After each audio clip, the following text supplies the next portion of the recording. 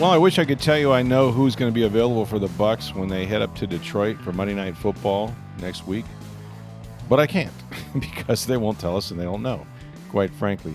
I will say this. And we won't know anything till Thursday because of the extra that's day right. with Monday Night Football. Right. They don't really return back to work until then. They might have a sort of a bonus practice on Wednesday, but I don't think there'll be any media availability, and they don't have to do an injury report until Thursday at the earliest. So here's what's happening. Emeka Egbuka is going to undergo an MRI sometime on Tuesday, which is probably today as you listen to this. And it's going to show the severity of his hamstring strain. It's clearly not as severe as what Mike Evans encountered.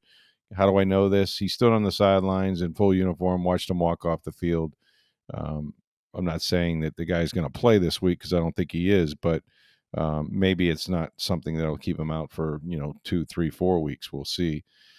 As far as the rest of the guys go, I mean, there's hope that some of these players will get back, including Mike Evans. Mike Evans, when he did hurt his hamstring, they said 3 to 4 weeks. It's been 3, I think. This would be 4. And just based on, I haven't seen him run yet.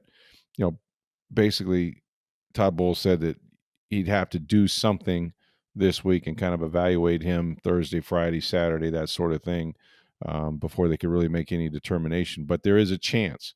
There's a chance that he could play, depending on how he responds to to practice and things like that. I think they'll also get Zion McCallum back. He has had the thumb injury, was in a splint last week. They did not play him. Benjamin Morrison probably going to come back with that hamstring injury, so they'll get some depth at the defensive back position and cornerback position, which is important. Also, the offensive line was kind of messed up because Luke Haggard went out of that game with a shoulder injury. Again, not sure the extent of his injury, but they do believe that Michael Jackson, not Michael Jackson, Michael Jordan. I got the wrong icon. Yeah, I got the wrong iconic Michael there. Michael Jordan, the guard who actually started the first 2 games as the fill-in, if you will, is somebody that had a knee injury, and he practiced a little bit last week. Should practice more this week, and that would be good for them because they definitely need to patch up that guard spot. So some players getting back, other players will not. There won't be Bucky Irving. He's definitely going to be out, and you're not going to see, Jalen McMillan for a while. He's going to be out. Chris Godwin, you won't see him. He's going to be out. So they're certainly not anywhere near whole. But if you could get, now that you've lost Emeka, if you could get a Mike Evans back, that would certainly be a huge boost because you're really down. Like they finished that game with receivers, 4, 5, and 6.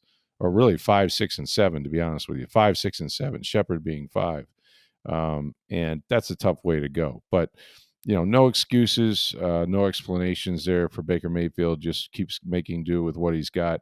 It has been Mayfield mania on the TV. I mean, I am. The NFL is a busy space, right? There's so many shows devoted to it. So many people watch it. So the highest rated television shows are these games that they have on, especially on primetime. And he's just everywhere. And I deservedly so. I mean, the plays he makes, the 3rd and 14, obviously the throw to Tez Johnson, which was remarkable. There's just so much that he's doing right now that most people, he's kind of the consensus MVP. And it doesn't help Josh Allen that he's now lost 2 games in a row. They lose to Atlanta on Monday Night Football. So that probably furthers his distance, at least from the Bills quarterback. Well, the Bucs are one of 3 teams to only have 1 blemish on their record this year in the NFL. Through 6 weeks, 3 teams have 1 blemish. The Bucs in the NFC at 5-1, the Colts in the AFC at 5-1, and the Steelers in the AFC at 4-1. They've had a bye already. And then, of course, Green Bay has only 1 loss, but they also have a tie, so they're 3-1-1. Think about the quarterbacks on those teams, right? Baker Mayfield, of course, his 4th team when he got here in 18 months, and the reclamation project he's had. Daniel Jones, right, or Indiana Jones, which is the greatest nickname in football right now. His second act from the Giants. And then Aaron Rodgers with the Steelers, which, my friend Neil Hartman didn't have much hope for. But say what you want. I think the thing about the Steelers in general, Mike Tomlin in particular, is they're going to find ways to win in that division. Look, maybe they lose their next 4 and maybe they finish 8 and first 8 of all, or that whatever. division is awful. It's bad because the Ravens are bad, The and Ravens Cincinnati doesn't have Joe Burrow. the And Ravens defense, whatever happened to that, who knows? oof, I don't know. And They got some Burrow, players the out, but Bengals are there's lost. no excuse. But yeah, it's a bad division right now because of all that's going on. That's not right. But they're still 4-1. 4-1 is 4-1, right? We've always said about the South, which, by the way, I got some thoughts about that too after watching Atlanta take care of Buffalo at home in the Mercedes Dome. So, remarkable to have one of 3 teams with just the one loss, and the one loss they had, was to a very good team in Philadelphia. That frankly, if they don't start the game the way they did with the block kick, scoop score for a touchdown, that game's different because the only interception that Baker Mayfield has thrown was when he was bringing them back late in the last couple of minutes, and he had the pick. The ball was tipped to Chris Godwin. So that's the only blemish on Baker Mayfield's personal record as a lone interception, and the only loss that the Bucs had, and it really was coming down to another maybe Mayfield comeback in the final minutes. And since then, Philadelphia has kind of been a mess. They're kind of a mess. They really are caught in between from an offensive standpoint to find their identity, and their offensive line has not held up the way it has in the past. So, yeah, so much about the NFC seems wide open to me. But the Bucs got to get healthy, man. Like this is not sustainable. I know it was such a great story the other day, against San Francisco with what the Johnson and Johnson did. But the fact of the matter is that they played a 49ers team, which is more decimated by injury than they were, and the 49ers were all over them. I mean, they scored, I think, 5 of the 6 possessions in their first 6 possessions, and then the Bucs kind of shut it down in the fourth quarter and only allowed 34 yards or 39 yards or something like that, and 3 possessions did not produce any points. So they clamped down when they needed to. They held them to 19 points, and that's the fewest, tying for the fewest this year. So there were some bright spots about the defense, the 6 sacks and all of that. But at the end of the day, it's like, it's not a dominant 5-1, but it's an inspiring 5-1 because of the quarterback has elevated everybody's play, and I mean everybody. And he's playing at that MVP level. He's getting all the love that you can get after 6 games. Let's see if it's sustainable. And I think the great hope is that this team will one day have its people back. Getting Tristan Wirfs back obviously was huge. Being able to move the other 2 guys back in their original spots was huge. Can they just sit there and imagine having a Mike Evans, right? An Emeka Egbuka on the field at the same time, a Godwin, a Jalen McMillan, who was really having a great camp and had a strong end of last year. And then you've got, you can get plays from, guys like Tez Johnson and Cameron Johnson if you need them. So guys that have had to step up and make plays, the Bucs are certainly going to benefit from that. And it's just going to be really about who can stay healthy, who can get their guys together. And, can you win the big games? I mean, that game in Detroit for both teams is huge. Detroit's coming off a loss to Kansas City. They're at home. They have a player that got suspended. What was it, Branch, the other night after the game? Getting in somebody's face, Smith Schuster's face. So I mean, it's just it's a week-to-week league, and as much as, like we talked to Todd Bowles, as much as he wants to enjoy this and sort of, embrace the fact that they're one of the few teams with just one loss, he knows. He was asked, when did you know? Did you feel like this was a special team? He goes, well, I've always felt that. He goes, but you can be humbled so quickly in this league, that it's really one game to one game, and you feel great when you win, and everything's possible. And then when you lose, it's just the opposite, and you may not win again. So they're trying to enjoy the ride while understanding that, there's a lot tougher games in front of them than behind them. And they got to find ways to just kind of hold it together until they can finally get guys back. But let's talk a little bit just for a minute about the Atlanta Falcons, because what I saw tonight against a pretty good Bills team. I mean, I don't know. Sometimes these teams, Josh Allen and all that can be hyped because you're used to seeing them in the playoffs, and they haven't gotten over the hump because they can't get past Kansas City. But Josh Allen is an MVP candidate every year, and but everybody talks about the NFC South. Oh, the NFC South is such a weak division. Well, look at what the Carolina Panthers are doing now. They're 3-3. They just beat Dallas. Okay, and I look at the Atlanta Falcons, man, and if there's a tougher offense to kind of contend with, I don't know who it is. Like those dudes got weapons everywhere. Bijan Robinson could be the best running back in the league right now. Like for all that he does. And the total yards for that guy is going to be incredible. They got Drake London. They got good outside receivers.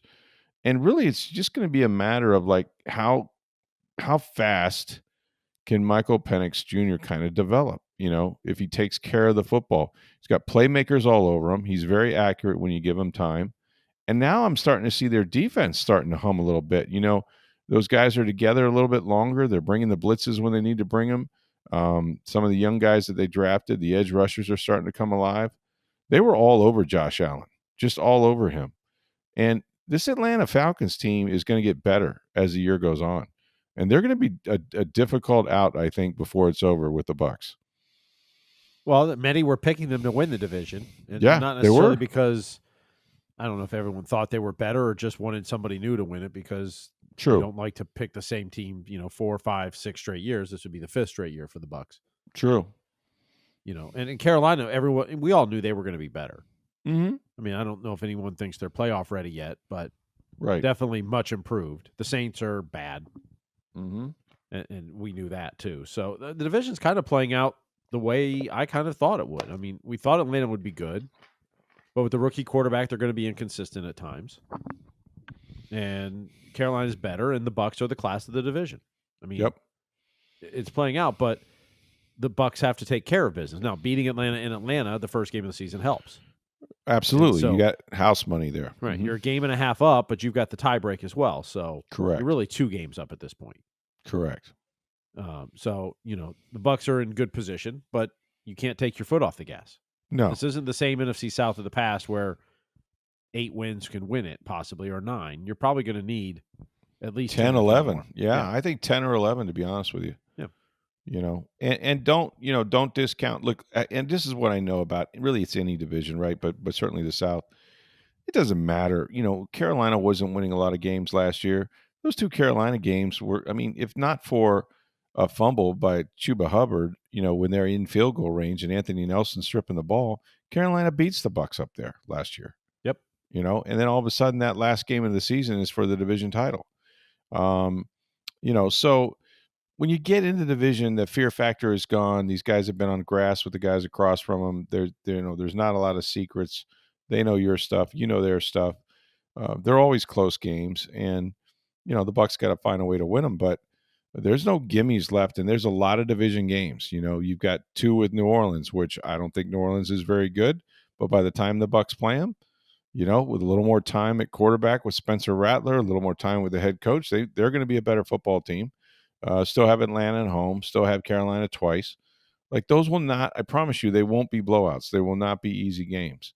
And they still got to take care of business with a lot of tough teams, like games at Buffalo, at the LA Rams, home against Arizona. Like there's some teams on the schedule that could surprise, and in addition to the to the division games. So I'm impressed. I like Raheem Morris. I was worried about him a little bit. I thought, boy, that bad start might not go well, because we've already had a coach fired in the NFL today, I guess. Yes, well, they're seeing all the college coaches fired, so time to start firing NFL coaches too. That's right. Fire the coaches. Yeah. The Tennessee Titans got rid of their head man. This is the problem with being the number 1 overall pick in a quarterback. Mm-hmm. Is you go to bad teams. Yep. And generally bad organizations and bad coaches. And Brian Callahan, no more. Yeah. It's, whether it was Jameis Winston or whether it's, you name the first round overall draft pick. So usually go to really bad teams. Yeah. Trevor Lawrence when he went to Jacksonville, Mm-hmm. Bryce Young in Carolina. I mean, just go through the list. They're bad. And so the quarterback, the coaches get fired, not necessarily because of the quarterback, but because they're not good. But it just sets the quarterbacks back. Like Cam Ward. What's this? I mean, maybe he's got to learn a whole new system next year. This may be the best thing for him long term, but short term, Maybe. it's definitely not helping. Like, you make bad decisions because you have bad either organizations or people in place. Well, the Titans, remember they fired Mike Vrabel. Yep, and look at what he's doing in New England. They're tied for first in the AFC East now. And they also fired a pretty good GM in John Robinson. Yep. Who had them back in the playoffs every year. They just weren't getting over the hump, right? And so, you had some continuity. They were doing the right things. They had a good roster. They were making the playoffs, and then you rip it up, and are you better off for that? I can't imagine. And it's all a cult of personality, right? It all depends on sort of who the owner is, who the GM is, all that stuff, and then bottom line results. But I can't imagine that Tennessee thought we'll get maybe a better head coach than Mike Vrabel. Look, Mike Vrabel hasn't won a Super Bowl or anything, but he's a culture builder. You know what I mean? And I think he's going to do a good job in New England. I'm not sure that I don't know what world you thought maybe that Callahan would be a better head coach than he was. But again, you get a new GM, they got new ideas. There's no continuity there. You're starting over. You're in this cycle of starting over all the time with the coach and the quarterback. And yeah, it kills these quarterbacks. I mean, that's why these guys are needing second and third acts to figure out, how to play the game, and go to organizations that have a little bit of continuity and have a little bit of patience. And they come in there with all the scars and the experience, of all the things that went wrong throughout their careers, and they're resilient, and then they can still do it. They're still only 30 years old or 29 years old. They still have the physical ability. Now they have the mental capacity and understand the game and process things quicker. And now you have a good quarterback. But it is, how many of these guys that have been drafted in the top 2, 3, that have gone on and hit it right off the bat? I think one exception might be Jaden Daniels. I think he's going to be one of those guys. I think C.J. Stroud has a chance to be, but C.J. does. I don't know if he's taken the next step yet. Right. He's been good, but right. We'll see. Mm-hmm. But it's rare. It's hard, and you really need great coaching and great players around you. And you know what? That was the thing we got in this discussion today a little bit about how the Bucs have been able to do this, and it kind of goes unnoticed, except for the guys in the building. There's some really good coaches on this staff, man. There's some really, really good coaches, that are getting these guys prepared, that are, it's not too overwhelming to them. It's just coaching matters in this league, and the staff matters, and no one blinks. You just got to have guys that, the next man up really means just a lot of work for the coaches. That's all it means. It's like, oh geez, not for nothing, but like, I think I could coach Mike Evans. I may not help him very much, but Mike Evans is going to make me look like a really good coach, Yep. So, but how do you do with a 7th round pick from Oregon when you really need him to step up for you? And I heard a lot about Brian McClendon when they got him from Georgia, which is a pretty good program as a receivers coach. And now I'm seeing what he's doing. I'm seeing his work on the field. When they put guys in there that are wide receiver, they finish that game with wide receiver 5, 6, and 7, and those guys are making plays like they've been starters this whole time. That tells me they got a lot of coaching, And the same is true with the offensive line and Kevin Carberry and Brian Patucci, what they've done. A remarkable job. It's the most cohesive group to try to, iron together, and they've had so many changes and so many different lineups, and those guys have hung in there. Have they been perfect? No. But, they've managed to still run the ball, still protect Baker enough. So it's been good. So the Bucs, we'll find out more probably. It's a Monday night schedule, so really their first availability might be Thursday for us, and we'll have a better idea of how things come out. I still don't expect to see, Emeka Egbuka this week, or certainly not, Bucky Irving and some of those guys. But you got to see who you got ready to play, and then they did a lot with less this past week, so maybe they can keep that going in Detroit. Hey, get on down to Breitling Boutique. They're our partners. We've talked about them for a long time on this podcast. International Plaza Mall, you know where that is. Go into the beautiful mall there, the center of the mall. Go upstairs, second floor. That's where you're going to find the Breitling Boutique. The Breitling Company has been making the best Swiss watches now for over 140 years, but they've been International Plaza Mall for going on, I guess, about 5 or 6 years now. And when you go in there, you're going to find that this is the best customer service you've ever encountered. They're used to dealing with professional athletes and celebrities. They're going to treat you like the superstar that you are, but spend some time, right? You want to learn about these beautiful watches, go in there, have a drink. They're going to tell you about the men's watches, the chronomats, the Navitimers that they have. Also, women's watches for your wife, your girlfriend. These are sports watches. They are absolutely durable and beautiful, and they come in an array of different colored wristbands for her to choose from. And the Breitling Company is doing something special and have been with the NFL. They have 32 different team watches. While supplies last, every team has its own watch. These are chronomat watches that they're known for. They're going to have the team colors on the face of the watch, the logo inside. Go to tampabay.com. You're likely to see a photograph of the Buccaneers team watch. I'm telling you, these are collector's items. You want this watch. You want this beautiful timepiece for your own. It is Breitling Boutique, International Plaza Mall. And when you go, please let them know that you heard about it right here on Sports Day Tampa Bay. I had forgotten that there was afternoon hockey, and then when I found out, it was too late. But the Tampa Bay Lightning, much to my chagrin, decided to play well on the road and not so well at home.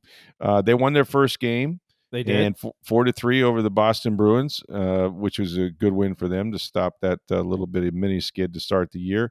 Had a different goaltender. I think that was the problem, Steve. I think it's that Vasilevsky guy. Yeah, I got to get rid of that bum. I mean, he can't win. They're undefeated with Jonas Johansson. There you go. Winless with Andre Vasilevsky. But that's right. With the back-to-back, and they played Saturday night, and then to Monday afternoon, they gave Vasilevsky to the Monday off. Mm-hmm. He'll be in net tonight when they're in Washington. So this is part of a back-to-back. So yeah, gave Johansson the day game. But Lightning got started early. Anthony Cirelli had 2 goals in the first period. One was a minute 9 in, the other one about halfway through the period. They got the third goal quickly in the second period. We're up 3-0. And then they got a little wobbly defensively, kind of what we've seen in the first 2 games. Ends up being 4-3 as the final. But they find a way to get it done. They go 5 for 5 on the penalty kill. The biggest problem was faceoffs.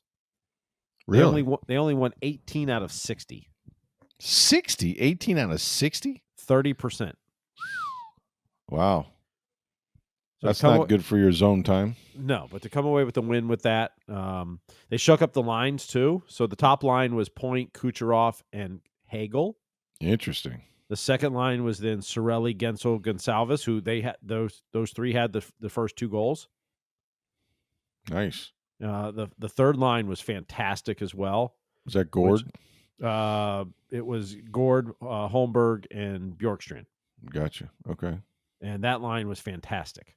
Well, good. I mean, maybe that was part of the issue. I mean, glad they shook it up at least.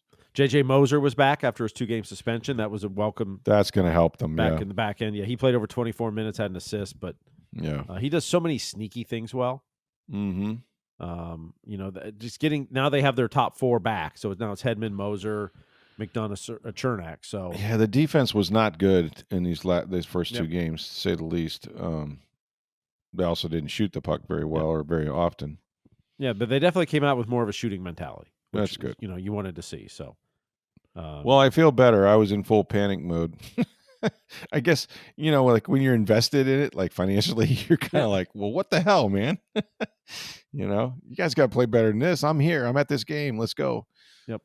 Just didn't happen, but long season. We won't push the big P button yet, but no. Well, they got 3 more on this road trip. They're in Washington tonight. Then Friday, Saturday, they're in Detroit and Columbus. Okay. before they're back home next Thursday against the Right. Blackhawks. Well, good for them. It's good that they got off the snide. I think, like in any sport, and of course, when you play that many games, you're going to win a game. But in any sport, like getting that first win is big. Absolutely. You know what I mean? It's really like it's you just. And I think the worst thing in football that you can have happen to you is to lose your first game, and then you might lose your second game. And as that builds, that pressure builds. Now it becomes a thing. It's not about your opponent. It's not about how you're playing. It's just like, man, we got to get a win, because they start trotting out those stats that this many teams that started 0-2 don't make the playoffs, and this many teams that starts 0-3. That zero on that one side really can be a thing. Well, for the Lightning, it was the first time they started 0-2 in 17 years. 17? Wow, that's something. Yeah. 2008, 2009. Stamkos' first year was the last time. That's remarkable. That they started 0-2. Now, the next year they went 1-2. Close enough, right? The 2 shootout losses. They lost 3 in a row, but 2 of them were shootout losses. But to start actually 2 full regulation losses was 17 years ago. Yeah. Well, good for them. I mean, they needed to get that first one out of the way, and maybe now, and sometimes too, being on the road helps early in the season. I think, it's nothing but hockey. You just bond a little bit more. And I think there's pressure when you play at home. It should be a huge advantage for you. And sometimes, look, the one thing you can say about the Lightning, like what's really been problematic for them in the postseason, is not just losing, but losing at home, where they've struggled for whatever reason in the postseason. Well, it's a lot of overtime losses at home, which is a lot of them. That's right. Yeah. That Toronto series a couple years ago was 3 overtime losses at home. Go either way. Yeah. All right. Well, that's good. Some playoff baseball, some interesting doings. There was a rare kind of double play. An 8-6-2 double play that got runners out at third and home, or home and third. Insane. I saw the replay of this, man, and I'm telling you, you couldn't draw this up. Like if you said, okay, got a Hollywood script here. Guy's going to bomb one to center field. Yep. Bases are loaded with 1 out. Bases loaded, 1 out. Bombs one to center field. The ball's over the fence. Yep. Center fielder climbs the wall, catches the ball, but then it pops off his glove and hits the wall. And then he catches it. But obviously it's in play. It's not an out. It's in play. Right. Because it hit the wall. Yes. It's no longer a catch. That's correct. And even though he double caught it, but he didn't catch it. So to the umpire's credit, they did not react any other way than what they should have, which is to let the play go because there is not an out been made. But the base runners were thoroughly confused, and they ended up with the 8-6-2 force out at home plate. Yeah. It was just like the guy's coming in there is like, wait, he's out? He didn't tag him. Didn't need to. And then he threw to third. And, no, he didn't throw it. The catcher then ran down to third. He ran it back to third. The third baseman had moved out. That's right. But the guy at second never left, thinking it was caught. So the guy at second is out with a tag of the third base bag. Yeah. So the catcher then goes down to third, touches third, and it's a double play. It's crazy, man. Just crazy. They say, well, you see something every day. You won't see that. You probably haven't ever seen that, let alone in a postseason game. So they're actually showing it right now on television. So the runner at third started to go, saw the bobble, started to tag up. He started to tag up. Yeah. Saw the bobble, then came back again, and then tagged up again. So like twice, basically. He didn't need to do it. Which is why they got the force out at That's home. right. But he didn't know you didn't. I mean, he sees it at first, starts to go. Wait, he didn't catch it. Oh, no, he did. Right. So he had to go back. It was right. Right. That hesitation is what got him out, because it was bang, bang. And like I said, there was never a tag at the plate.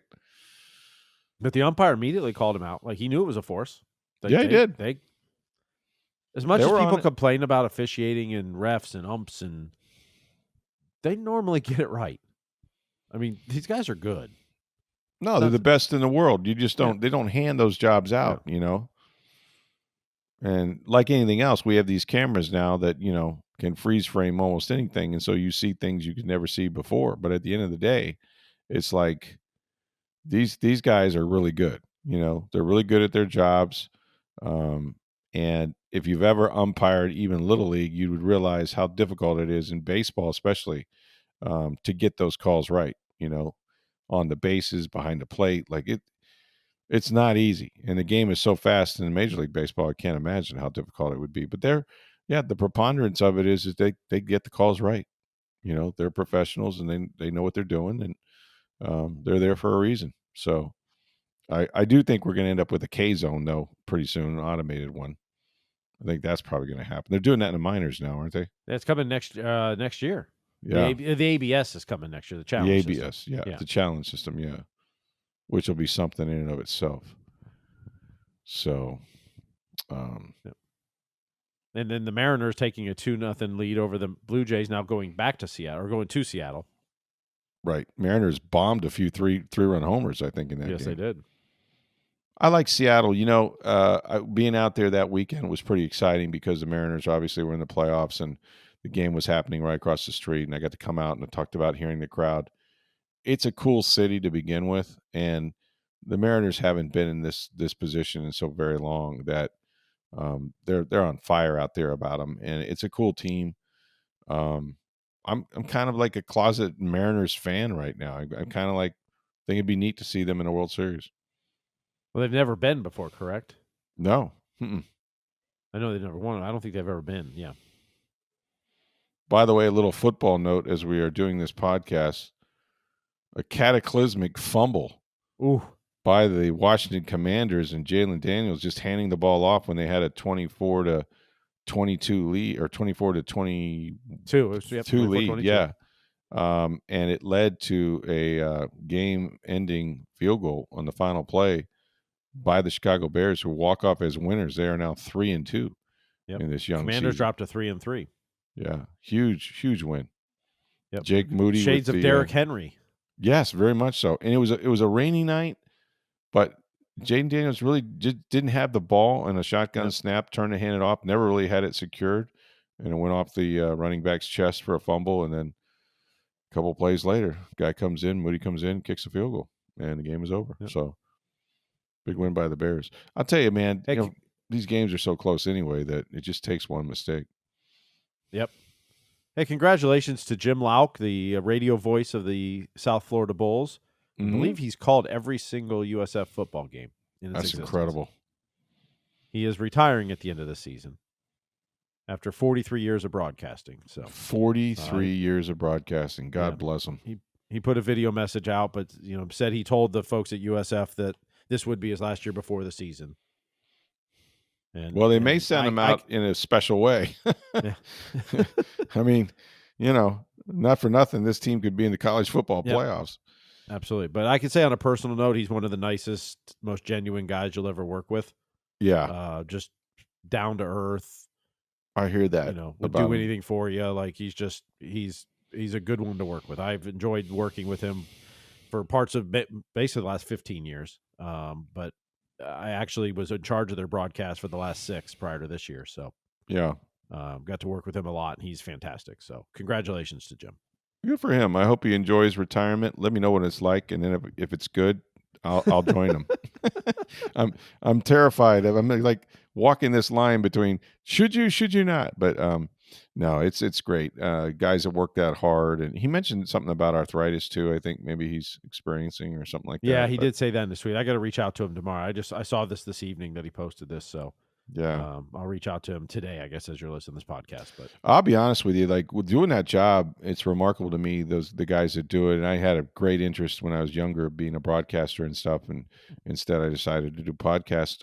But it really, it fascinated me. I used to listen to all the great ones, growing up in the radio, and the Vince Scullys, and of course football, and Pat Summerall, he's at the 30, the 40, all that stuff. But what's really hard, I think, and I'm not saying this is Jim's, has anything to do with Jim actually. And I found this to be true just in the press box, because I sit up there and watch games from the press box, is as you get older, it's hard your eyesight starts to go. Like you don't realize, like I wear corrective lenses, but then I have this computer in front of me, so I'm constantly going from the field to the computer, field to the computer.